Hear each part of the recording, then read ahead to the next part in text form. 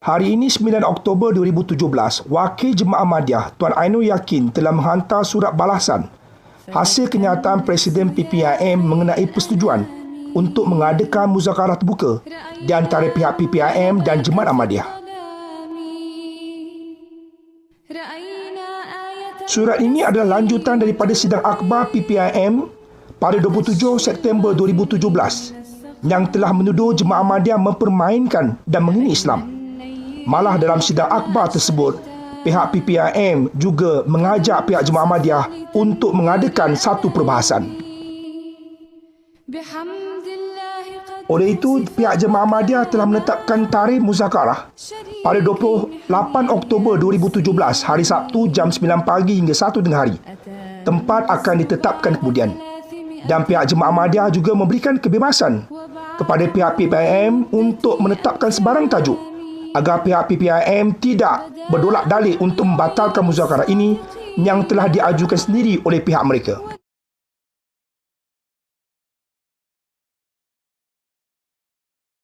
I do have a handful of Sunni friends, and the number one question all the time I get is, "You've taken another prophet? Have you taken another prophet?" Do you deny the Prophet Muhammad ﷺ was the seal of prophets? Some people make the mistake in assuming that we don't believe he's the last prophet. Yes. But as MDs, I believe that the Holy Prophet ﷺ was the last law-bearing prophet. Could you clarify what we believe is what we mean by seal of the prophets? Seal of the prophets, as far as I understand it, to me as an Ahmadi, means the best of the best.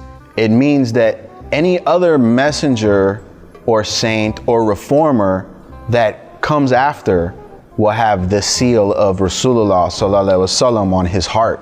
And if Allah so wanted to, Allah could make someone who really loved the Holy Prophet and wanted to make sure that Muslims were still doing good, Allah could make that person a prophet because Allah can do what He wills.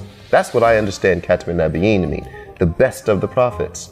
But usually the last person to show up anywhere is usually ridiculed. The Quran tells us specifically that I will always send you messengers, and so I will always make sure that you have the message from me. I don't think it's reasonable for us to expect that God one day went, you know what? I'm just gonna stop talking to you. Right. That seems really silly. That's the main thing and the biggest misunderstanding I think about Jamaat Ahmadiyyat is that they say they've taken another prophet. No, we have not taken another prophet. We've accepted the Mahdi that was foretold to come in the latter days by Rasulullah sallallahu alaihi wasallam. What does Mahdi mean? It means the rightly guided one. Well, who's he guided by? Allah subhanahu wa ta'ala. So he's not Nabi? That doesn't make any sense to me. Well, I don't want your Mahdi if he's not a prophet of God. They say the Holy Prophet is the last, and they beat other people up. Literally, they beat them up. They steal their belongings. They do everything that usually you're not a Muslim if you do. Sure. To prove that the Prophet is the last prophet, which is very odd because in this next breath, they say that Jesus is coming after him. But here's the trick. See, I'm from Brooklyn. We have double talk like this all the time. They say that in actuality, what had happened was the Holy Prophet is the last prophet. But since Jesus is alive somewhere in space and he's going to come back because he's been alive for about 2,000 years, right? He was made a prophet before the prophet, so he's technically not the last prophet. This is what they believe. That just sounds like somebody's trying to sell me a fake Rolex. But Just anyway, jive talk. Pure jive. Do you face towards Qadian when praying Salat? I mean, I do. I don't know about other Ahmadi Muslims. No, I'm joking. No, we do not face Qadian when praying Salat. Our Qibla, or our direction, is the same direction as every other single Muslim in this world, and that is towards Mecca, towards the Holy Kaaba. So, I'm not sure what that means. They're assuming that we actually turned our direction. After the Holy Prophet already turned the direction, sallallahu alaihi wasallam, they're expecting that we should turn our direction towards Qadian. I think people just have the misconception that the promised Messiah brought some sort of new form of Islam, right. when in all actuality he brings the essence. Revived it, that's right. Revived That's the true right. essence of Islam, That's alhamdulillah. Right. Are you a British or Jewish agent? Answer the question I'm right not now, getting quickly. paid like a British agent, I'll tell you that. I could imagine.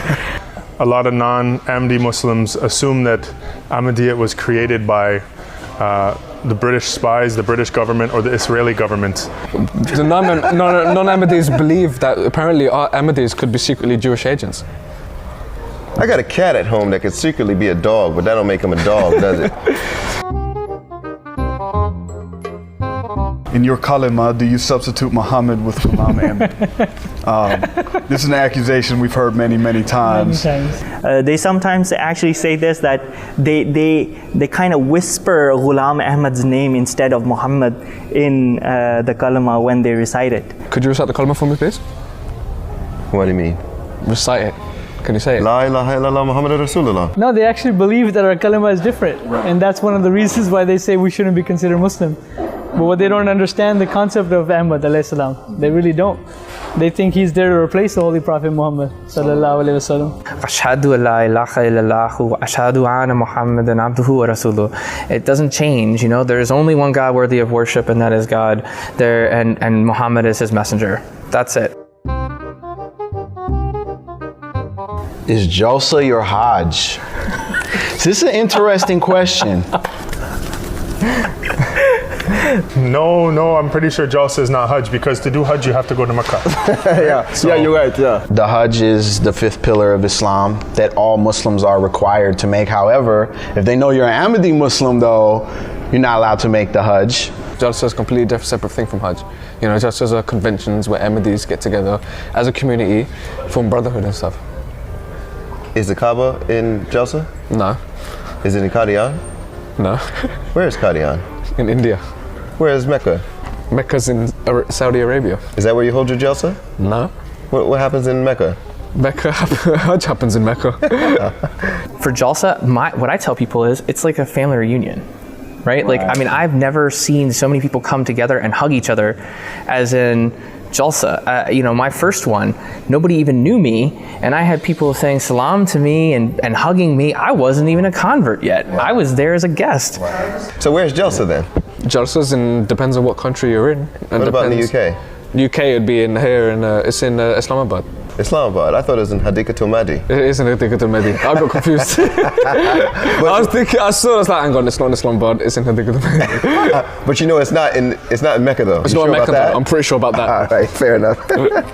If we can communicate that to anyone, I mean, I don't care who you are, you come and experience that, you'll walk away different than you did before you came. Absolutely.